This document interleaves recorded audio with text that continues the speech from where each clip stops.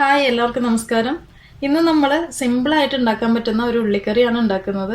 Try ചെയ്ത് നോക്കുക. ഇഷ്ടപ്പെട്ടാൽ ലൈക്ക് ചെയ്യുക, കമൻറ്റ് ചെയ്യുക. അപ്പോൾ നമുക്ക് എങ്ങനെ ഉണ്ടാക്കുന്നതെന്ന് നോക്കാം. അപ്പോൾ തുടങ്ങാം. ചൂടായ ഒരു പാനിലേക്ക് നമുക്കൊരു 3 ടേബിൾ സ്പൂൺ വെളിച്ചെണ്ണ ഒഴിച്ചു കൊടുക്കാം. ചൂടായ എണ്ണയിലേക്ക് നമ്മൾ 1 കപ്പ് ചുവന്നുള്ളി ഇട്ട് കൊടുക്കാം. ഉള്ളി നമ്മൾ മുറിച്ചൊന്നും ഇടേണ്ട ആവശ്യമില്ല, ഇതുപോലെ തന്നെ ഇട്ടാൽ മതി. കുറച്ച് ഉപ്പും കൂടി ഇട്ടിട്ട് നന്നായിട്ടൊന്ന് വഴറ്റിയെടുക്കാം. ഉള്ളി ചെറുതായിട്ടൊന്ന് വാടി വരുമ്പോൾ നമുക്ക് ഇതിലേക്ക് പൊടികൾ ചേർത്ത് കൊടുക്കാം. 1/4 ടീസ്പൂൺ മഞ്ഞൾപ്പൊടി, 1 ടീസ്പൂൺ മല്ലിപ്പൊടി, 1/2 ടീസ്പൂൺ മുളക് പൊടി. പൊടികൾ നന്നായിട്ടൊന്ന് മൂപ്പിച്ചെടുക്കാം.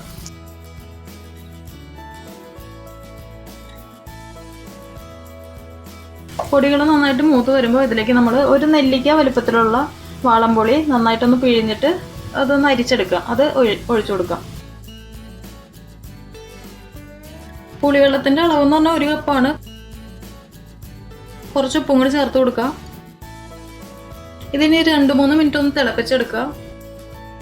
2-3 മിനിറ്റിന് ശേഷം നമ്മൾ ഇതിലേക്ക് ഒരു 1.5 ടേബിൾ സ്പൂണോളം ശർക്കര ചേർത്ത് കൊടുക്കുകയാണ്.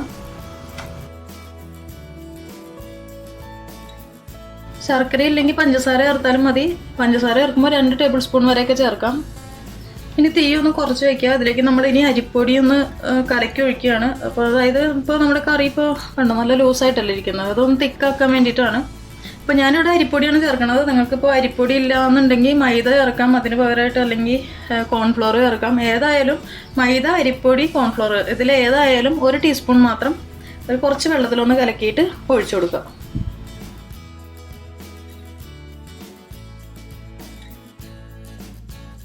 ഇപ്പോൾ 2 മിനിറ്റ് കഴിയുമ്പോൾ അതൊന്ന് തിക്കായിട്ട് വരും.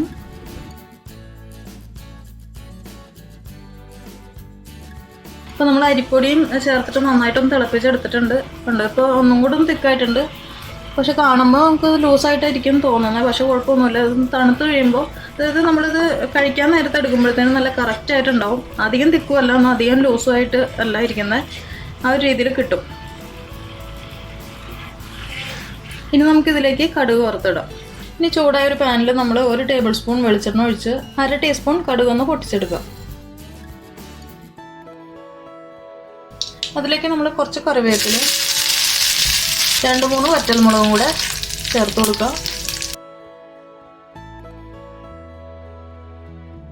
കറിവേപ്പിലയും വറ്റൽമുളകൊക്കെ മൂത്ത് വരുമ്പോൾ അതിലേക്ക് ഒരു പിഞ്ച് കായപ്പൊടി ചേർത്ത് കൊടുക്കുക.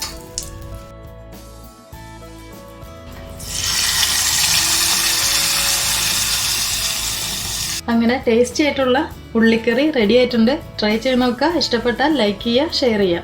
അപ്പോൾ അടുത്ത ദിവസം കാണാം. താങ്ക്